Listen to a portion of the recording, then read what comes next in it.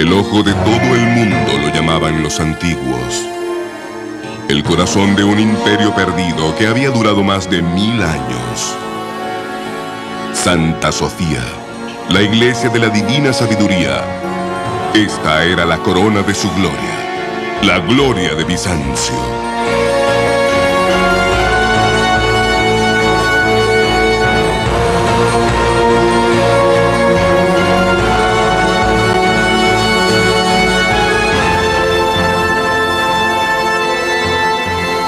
Bizancio, el antiguo imperio.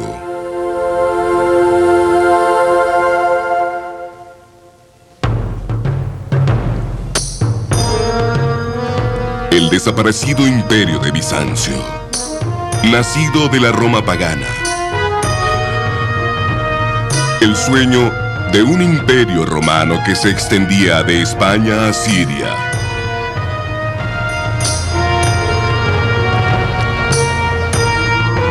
Bizancio, cuya influencia iba del norte de Rusia hasta Nubia, en el Alto Nilo.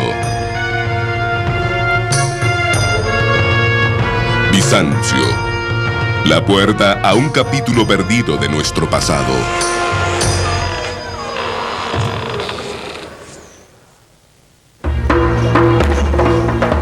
Construyendo el sueño.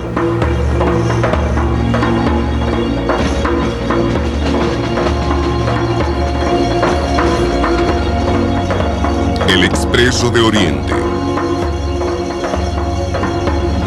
Viajé por primera vez en esta línea en los años 60.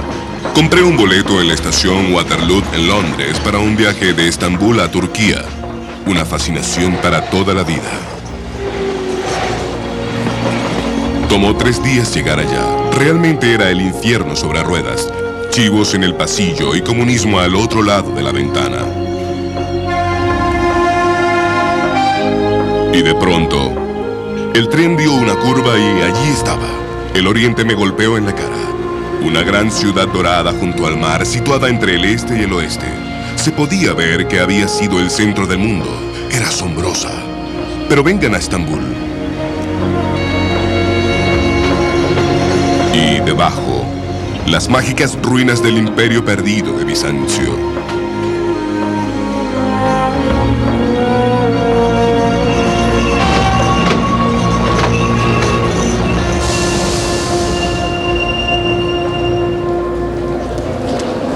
El Expreso de Oriente se detuvo aquí, en el corazón de la vieja ciudad. Me bajé en medio de nubes de humo y vapor, perseguido por los fantasmas de Greta Garbo y Agatha Christie, por 1 millar de espías y arqueólogos, por los reyes y cortesanos de la Europa de la preguerra.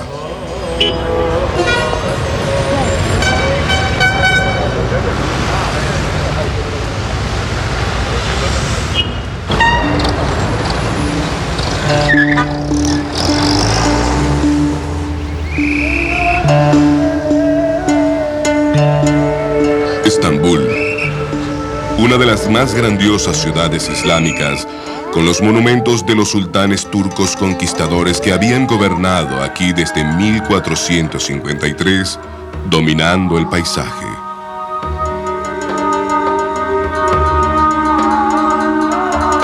Sin embargo, bajo la superficie hay fantasmas mucho más viejos, rozadas cada día por la gente de la ciudad viviente, las ruinas de Constantinopla, la ciudad capital del Imperio Bizancio. Estambul, Constantinopla, 2 nombres, nuevo y viejo, para la misma ciudad grandiosa. Hace 16 siglos, en el año 330, el emperador Constantino, primer emperador romano cristiano, escogió esta ciudad, en aquel entonces un pequeño pueblo griego, para que fuera su capital. Nadie sabe bien por qué. Sin embargo, algo había seguro. Los grandes emperadores guerreros habían dejado para siempre a Roma y a las ciudades del occidente.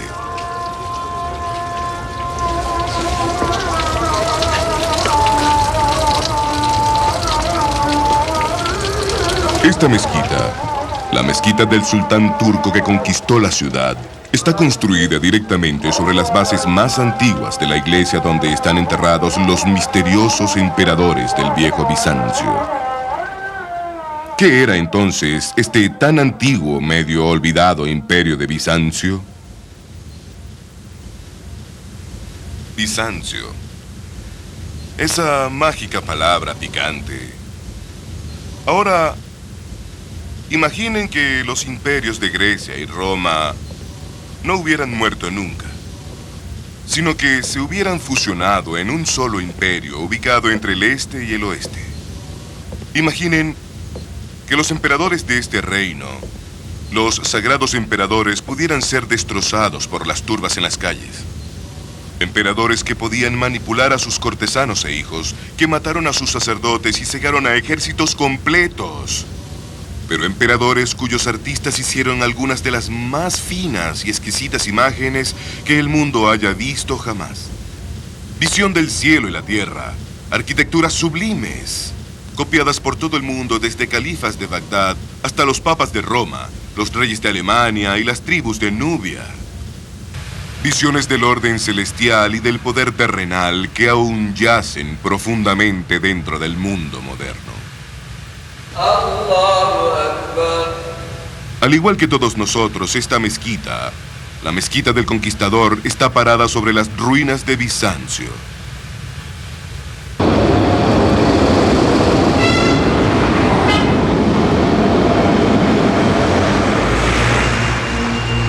Aquí fue donde comenzó el imperio de Bizancio, junto a esta columna en la calle principal.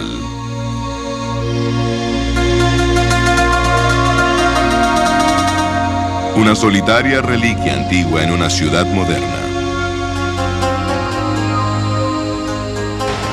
En el año 330 de nuestro Señor, una adorable mañana, una gran procesión pasó por este camino. Era la carretera de una antigua ciudad llamada Bizancio. La procesión estaba encabezada por el gran emperador Constantino. Él trajo consigo sacerdotes, paganos y cristianos, y todos ellos llevaban una increíble colección de reliquias.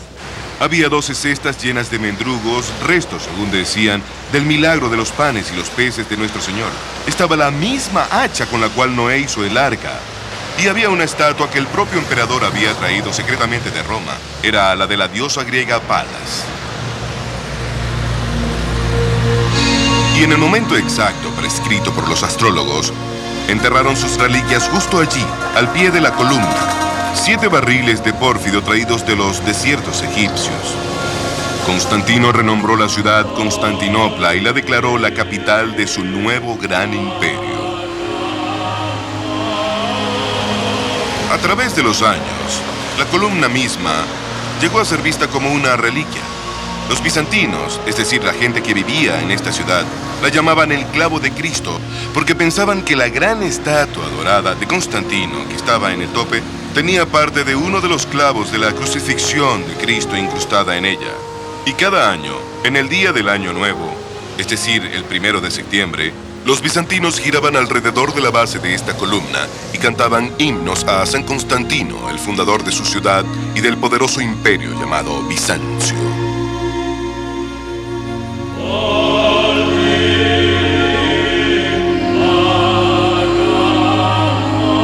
Constantinopla estaba diseñada para ser el centro del mundo cristiano, el centro del gobierno de Cristo en la tierra.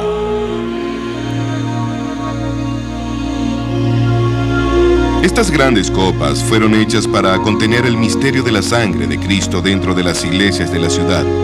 Iglesias fulgurantes de oro romano y antiguas imágenes sagradas. Imágenes que durante 1000 años fluyeron a través de Europa y el Oriente.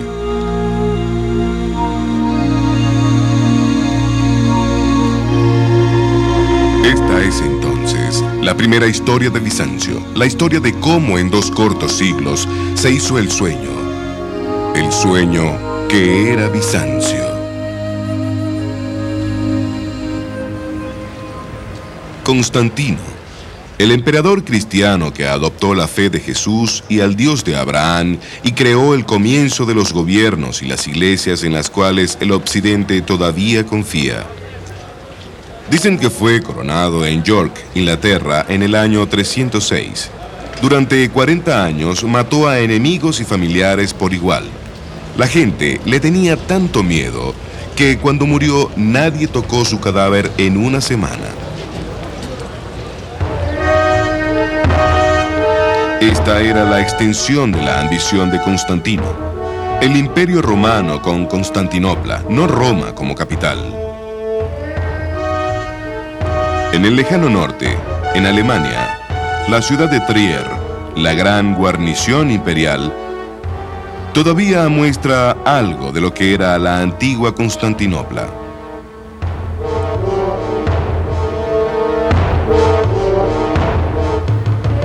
La puerta de la ciudad, todavía custodiando la vía principal de entrada al pueblo.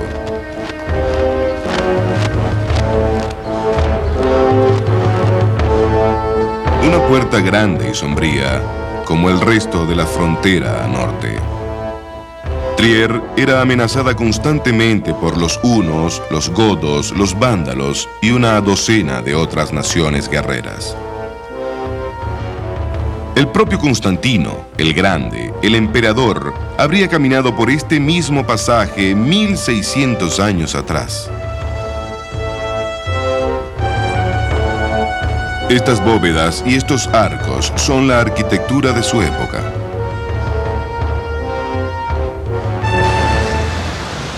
Después de pasar la entrada, todos los pueblos romanos son muy parecidos. Eran, por así decirlo, una especie de repetición abstracta de la ciudad, estampada en cada paisaje desde Yorkshire hasta Siria.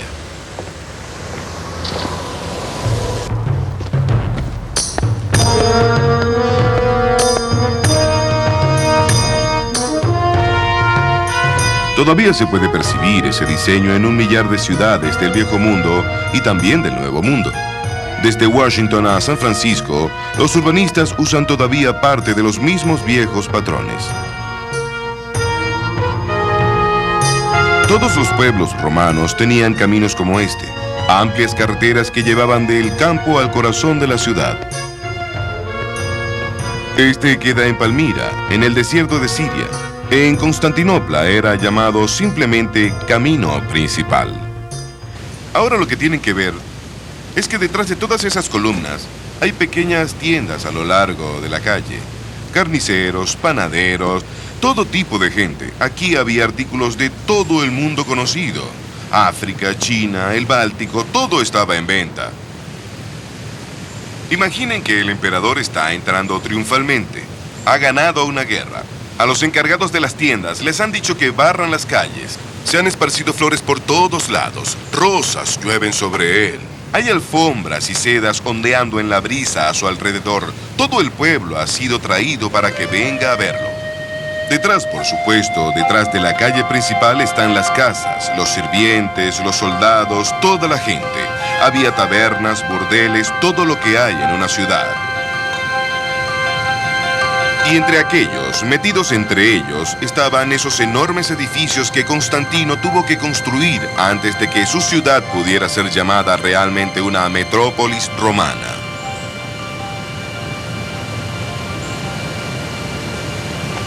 Es solo un edificio pequeño, pero era realmente el corazón de Palmira.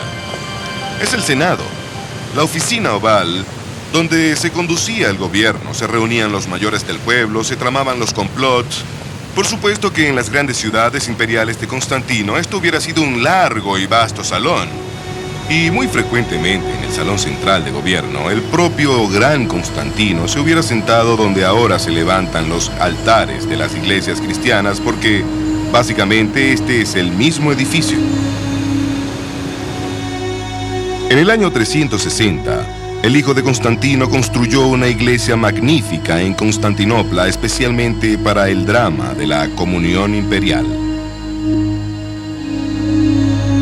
Al lado, estos mismos tíos emperadores construyeron una pista de carreras, el hipódromo.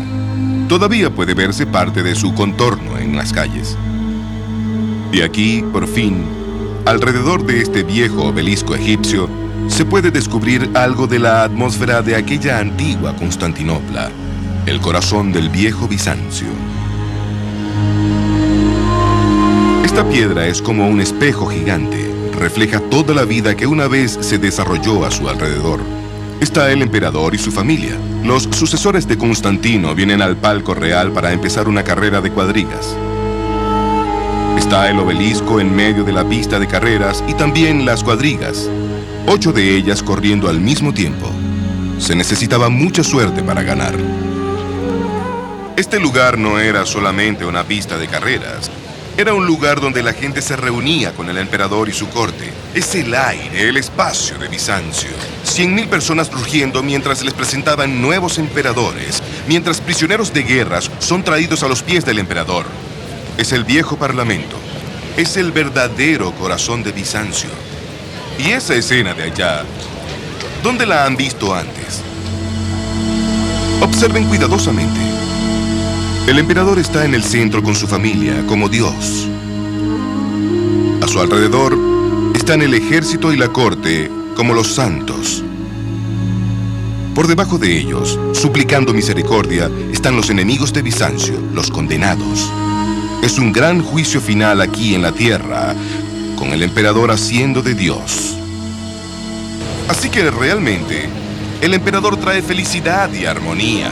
El teatro trae suerte y victoria. Es el centro del mundo, una imagen del cielo a la tierra. Así que si hubiéramos empujado las puertas del palacio que una vez se irguió junto al hipódromo, realmente habríamos estado abriendo las puertas terrenales del paraíso.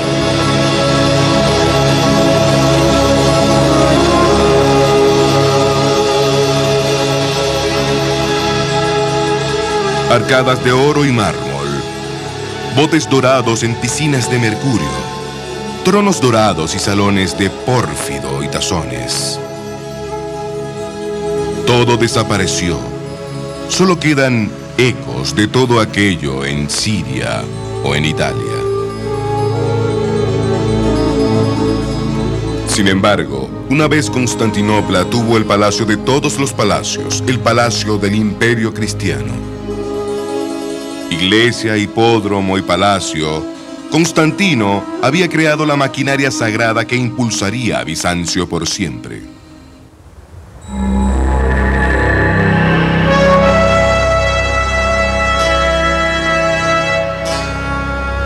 Para proteger la ciudad sagrada de Constantinopla, los emperadores de Bizancio construyeron las mayores murallas protectoras de una ciudad del mundo entero. Ejércitos que controlaron las vidas de millones de personas salieron desde estas puertas, y por ellas pasó el producto de un imperio.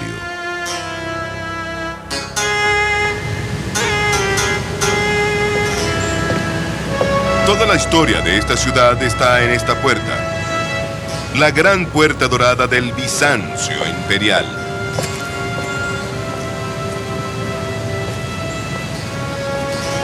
¿Ven esa gran arcada alta en el tope? Una vez estuvo abierta al cielo. Durante 600 años, emperadores y ejércitos atravesaron esa puerta triunfantes a su regreso de guerras contra los persas, los árabes, los búlgaros y los rusos. Luego hubo un terremoto y la puerta quedó bloqueada. Y esa puerta, que ni un hombre de caballería podría atravesar a caballo, esa puerta fue construida en los años finales de Bizancio. Así que esta es una puerta mágica, una puerta de leyenda. Se dice que sus puertas de madera estaban cubiertas de oro para darle su nombre a la entrada. Se dice que el último emperador, muerto mientras peleaba, está enterrado bajo estas piedras, esperando un llamado para tomar la ciudad de nuevo. Así que es una entrada de leyenda, pero sobre todo habla del poder imperial bizantino. Este mármol nevado, atravesado por líneas extrañas, se encuentra por todo el imperio bizantino, de España a Siria y de vuelta a Constantinopla. Pero viene de una sola isla, una pequeña isla en el mar.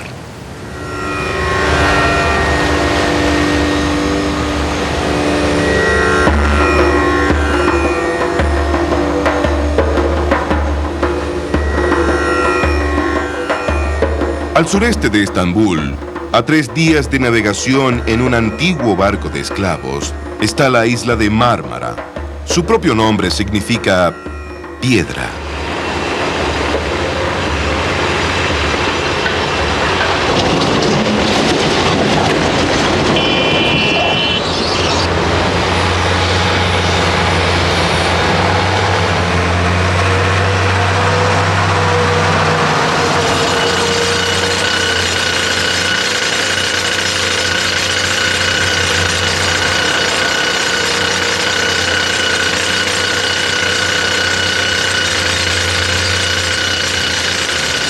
En los primeros siglos de Bizancio, decenas de miles de esclavos trabajaron en estas colinas de mármol. Como les gustaba el mármol a los bizantinos, en el mármol, dice un sacerdote, Dios encerró campos de flores y bosques de montaña, peces, frutas y nieve derritiéndose. Los bloques antiguos, aún esparcidos por los cayos, sugieren la energía frenética que una vez fue empleada para mover sus preciosas piedras. Todavía dentro de las modernas canteras hay una antigua piedra que pesa cerca de 100 toneladas, parte de una enorme columna para conmemorar las victorias militares de Bizancio. De haber sido terminada, habría tenido una escalera de caracol labrada en ella y filas de soldados esculpidos sobre su superficie. Sin embargo, todavía está aquí. Se resquebrajó cuando la estaban extrayendo.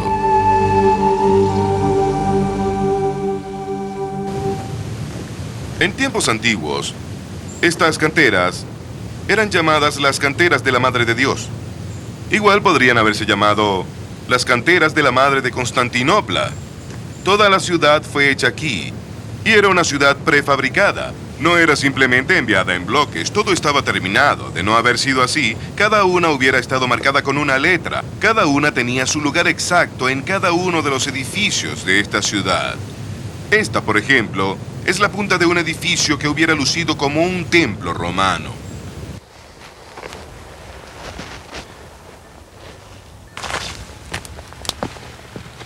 Los nuevos encargados de las canteras me dijeron que encuentran las mejores vetas de mármol en las colinas, junto a las piedras antiguas.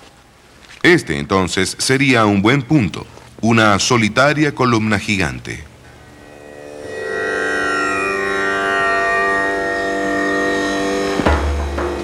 He visto esa misma forma, llamada patrón de pluma de pavo, labrado en una columna rota que yacía en la misma calle principal del viejo Estambul.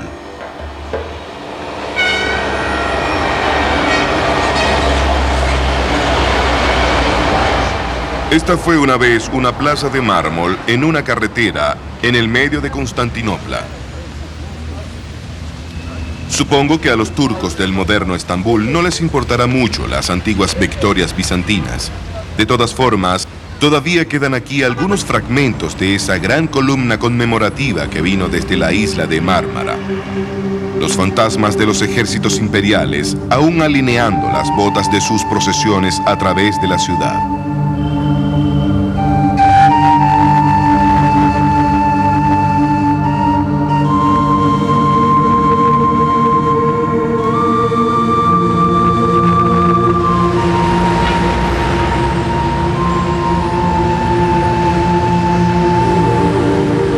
Al igual que los caminos antiguos y las vías marinas atravesaban el imperio hasta Constantinopla, así lo hacían los ríos de la región, encauzados en grandes acueductos que traían la apreciada agua a una ciudad sedienta.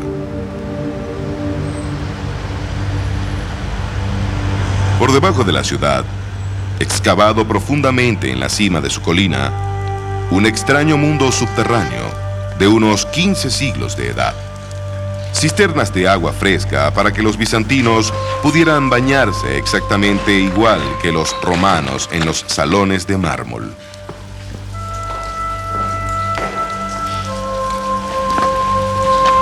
Y todo hecho con la deslumbrante tecnología de la antigua Roma, madre de Bizancio.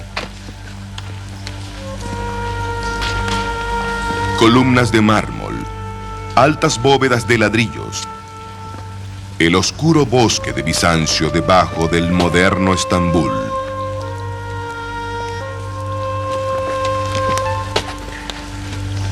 Esas letras griegas, martilladas en la columna con la punta de un cincel, son marcas de uno de los canteros de Mármara.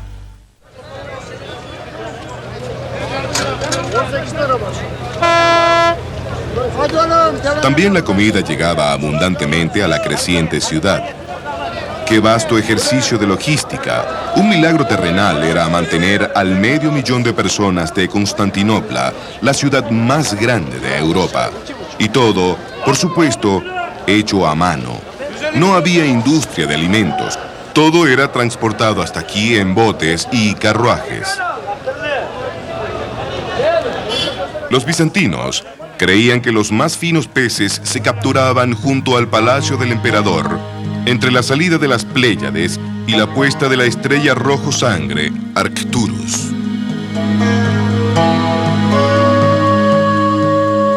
Los colores, olores y textura del antiguo día a día, los ingredientes crudos de la experiencia bizantina, el mundo del antiguo Mediterráneo.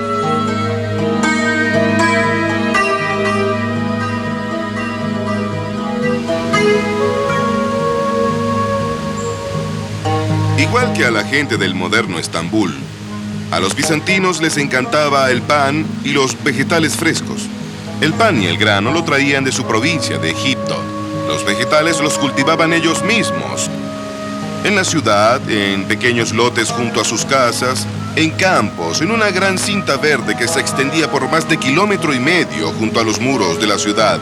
Aquí todavía se producen los mismos cultivos. Miren el ajo, las cebollas, el eneldo, el cual usaban para adobar el pescado, especialmente las espesas sopas de pescado amarillo que tanto les gustaban. Esto es una delicia ecológica bizantina. Hay 3 o 4 tipos de cultivos. Hay arúgula para la ensalada, acelga y también col. Todo tipo de cosas creciendo juntas en gran abundancia. Al final de todo, lechuga para calmar el estómago. Así que cuando los campesinos se detenían por un momento y enderezaban su espalda para ver pasar cabalgando a los señores de Bizancio, esos grandes hacedores de historia, ellos pensaban, nosotros tampoco la pasamos mal.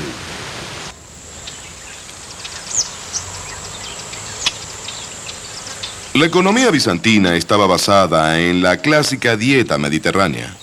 Vino, granos, queso, vegetales y aceitunas. El aceite de oliva era un elemento básico. Era el combustible de Bizancio. Iluminaba calles, hogares y faros. Aceitaba carruajes. Curaba la calvicie y se usaba para cocinar. Durante el primer siglo, el aceite de Constantinopla venía principalmente del norte de Siria. Esto es algo asombroso. Es una pieza de arqueología industrial bizantina. Es una fábrica para producir aceite de oliva. Este es un lugar maravilloso. Les mostraré cómo funciona. Es muy práctico, muy lógico.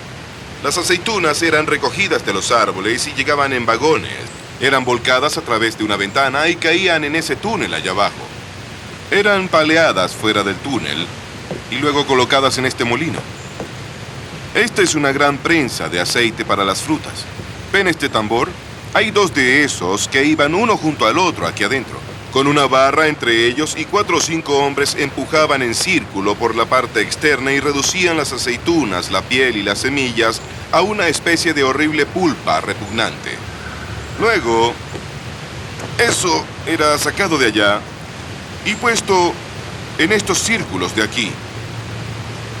Ahora esta cosa que está aquí en la pared sostenía una gran viga en el aire.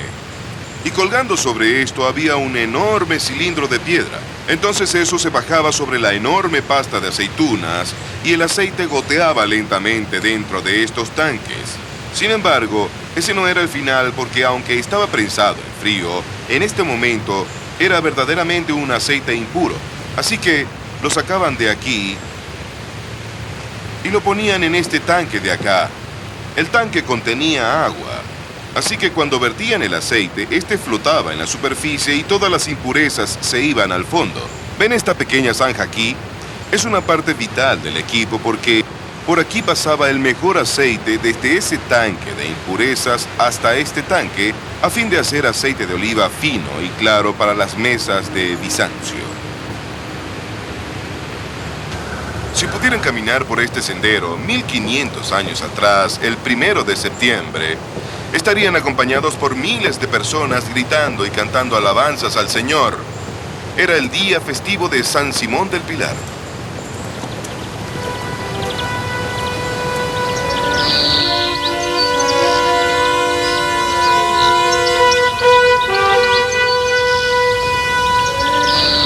Al lugar donde llegaban estas procesiones era a este baptisterio. 10.000 personas, ciudades completas han sido bautizadas en esta sala en un solo día, y luego todos salían alabando al Señor hacia la iglesia del Santo.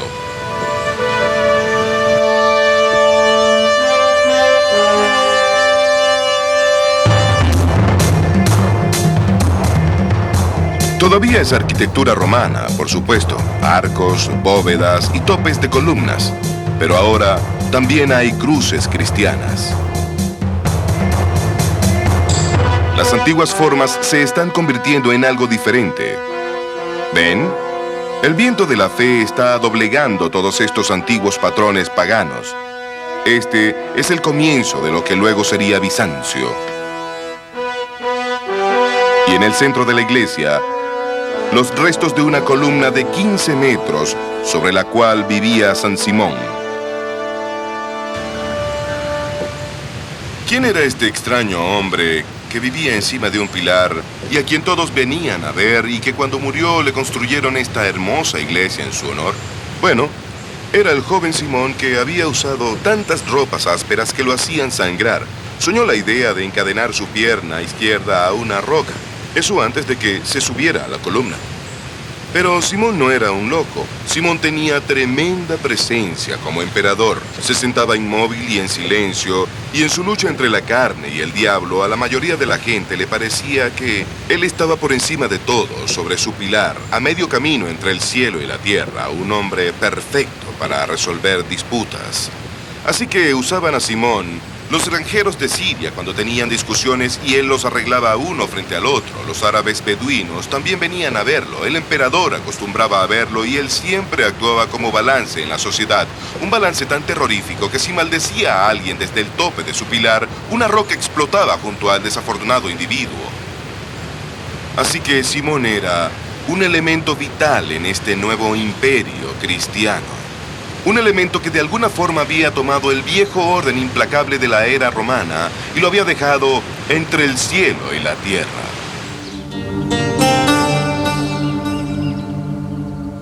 En el Mediterráneo oriental, en el cálido corazón del mundo pagano, el primer imperio cristiano, el imperio de Bizancio, había encontrado su equilibrio.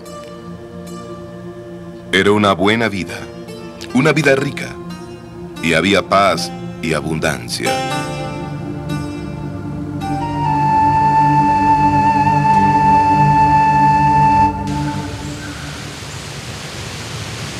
Siempre me resulta gracioso cuando la gente habla de la caída del Imperio Romano. Después de todo, al instalarse aquí en Constantinopla, solo se hizo más rico, no cayó en absoluto. Supongo que realmente fue Roma la que cayó, aunque de hecho no cayó, solo se volvió pobre. Constantino mudó la capital de las grandes ciudades del occidente hasta aquí en el oriente, y con él mudó al gobierno, generales, artistas y arquitectos. Todo aquel que hacía al imperio se mudó con él. En el 475, 25 años después de que estas murallas fueron terminadas, el último emperador romano de Occidente, un joven emperador, envió la corona de vuelta aquí a Constantinopla, a la Nueva Roma. Esta era la nueva ciudad. Y supongo que la historia sobre la caída del Imperio Romano, del Imperio Occidental, fue inventada durante el Renacimiento por los papas, queriendo difundir la idea de un imperio pagano cayendo y un imperio cristiano surgiendo. Rafael y Miguel Ángel los impulsaron en su camino. Pero la verdad es que la vieja Roma, la antigua Roma, fue modelada a partir de las grandes ciudades del Oriente. Antioquía y Alejandría, todas esas grandes ciudades de mármol. Así que cuando se dice que Roma cayó, no cayó en absoluto, simplemente volvió a sus orígenes.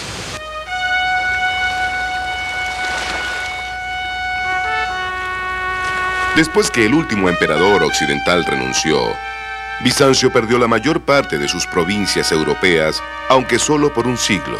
Para el año 555, ejércitos bizantinos totalmente nuevos habían reconquistado despiadadamente algunas de ellas, y en el norte de Italia, en Ravenna, dejaron como recuerdo ilustraciones triunfantes en esta iglesia.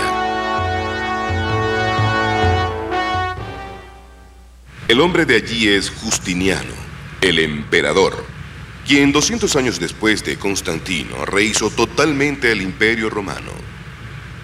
El hombre que hizo a Bizancio.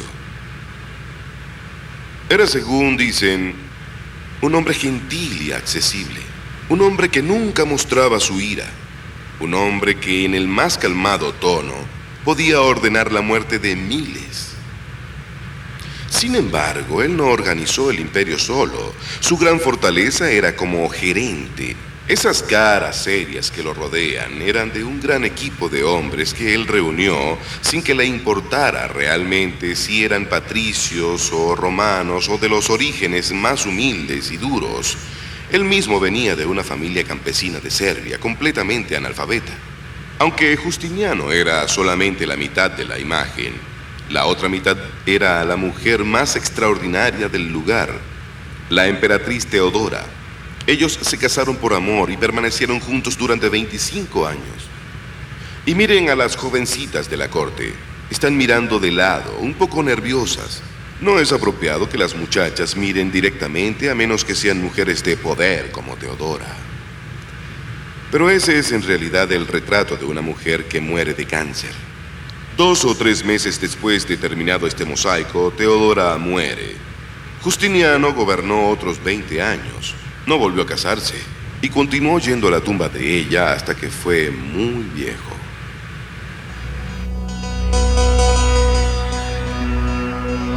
Aunque Justiniano y Teodora restauraron el Imperio Romano, ese ya no era el antiguo mundo clásico. Ellos vivieron en una era muy diferente. Hablaban griego oriental en lugar de latín romano y veían al mundo de forma muy distinta.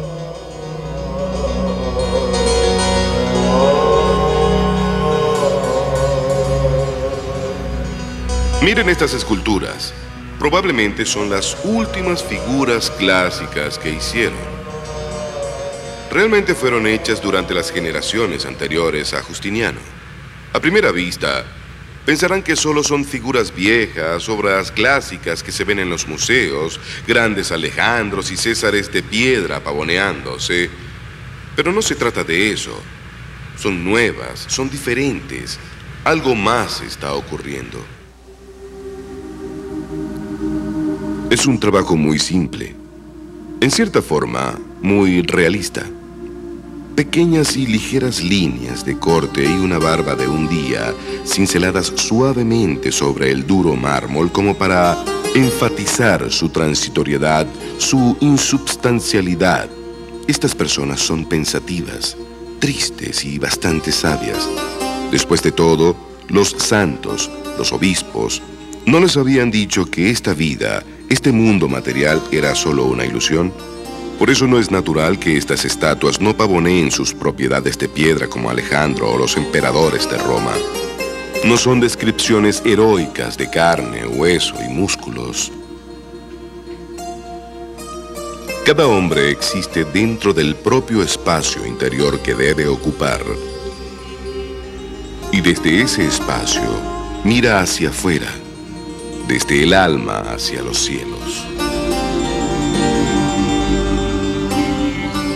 Como se podría esperar, si uno se mueve alrededor de ellos, estos volúmenes sólidos de mármol y humanidad parecen no ser más que una ilusión.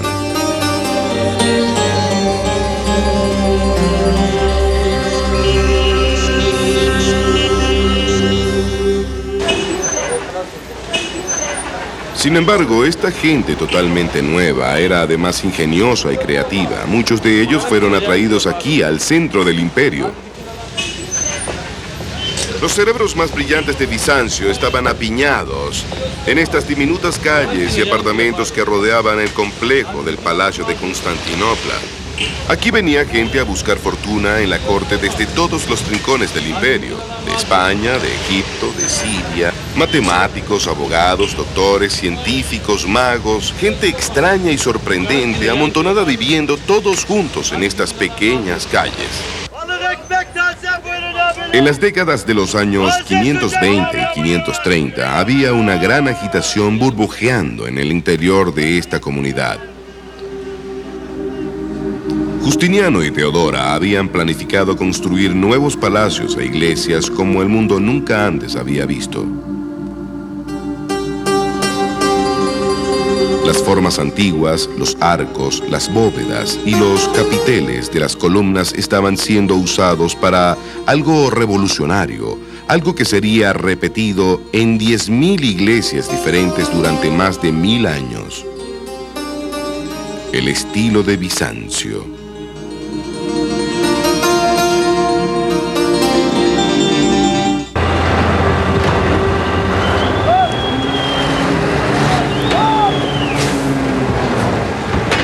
A lo largo del prolongado reino de Justiniano, las canteras de Mármara trabajaron duramente, embarcando piedras para una nueva producción de iglesias imperiales. Esto era construcción a gran escala, iglesias para cada país del imperio. Pero la mayor de todas era una nueva iglesia para la comunión imperial en Constantinopla. Para esto, los maestros canteros estaban cortando versiones cada vez mayores de la ingeniosa cornisa interconectable de Anthemius. Cada bloque era unido a otro bloque mediante un gran ángulo de hierro sostenido por plomo que pasaba entre las dos piedras. Los ingenieros de Anthemius usaban bastante hierro en sus edificios. Era toda una serie de técnicas que les permitían pensar en forma más audaz y atrevida que los arquitectos de antes. Sobre todo, le permitió al mismo Justiniano tener la ambición de concebir el domo más grande que el mundo jamás haya visto. Esas cargas tan misteriosas, esos mármoles mágicos venidos desde el otro extremo del imperio, ahora navegan los mares y llegan a la ciudad sagrada de Bizancio para ser reunidas en el sitio de la comunión imperial. Este es el sueño terminado, clímax intenso de toda la ingeniería antigua. Una estructura llena de vida, construida con oración y pragmatismo para soportar al mayor domo que el mundo jamás viera. Aunque esto era solo el exterior del teatro sagrado. Adentro, un bosque de columnas se levanta en éxtasis. Las paredes, vidrio, oro y mármol, claro y oscuro, insustancial e ilusorio, parecen simplemente desvanecerse.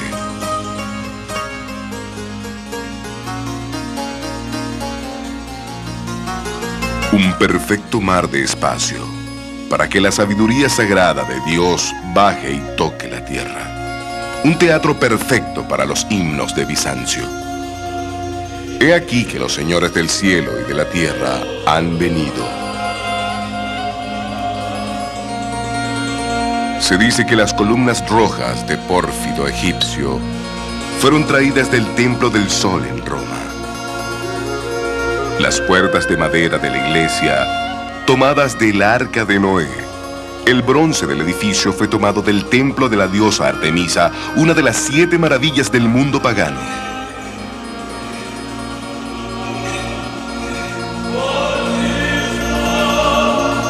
No en balde, el edificio mismo se ha convertido en una leyenda.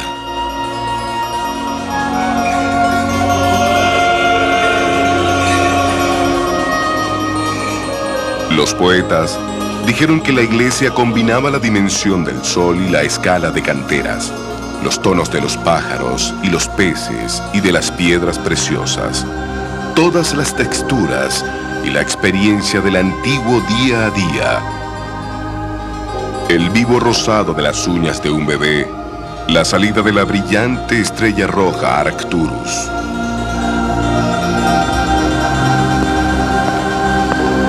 En bizantino, en griego, esta iglesia fue llamada la iglesia de Hagia Sofía, la iglesia de la sagrada sabiduría. Todo el enorme imperio de Justiniano, su riqueza, su piedad, su herencia pagana, todo estaba reunido en su interior.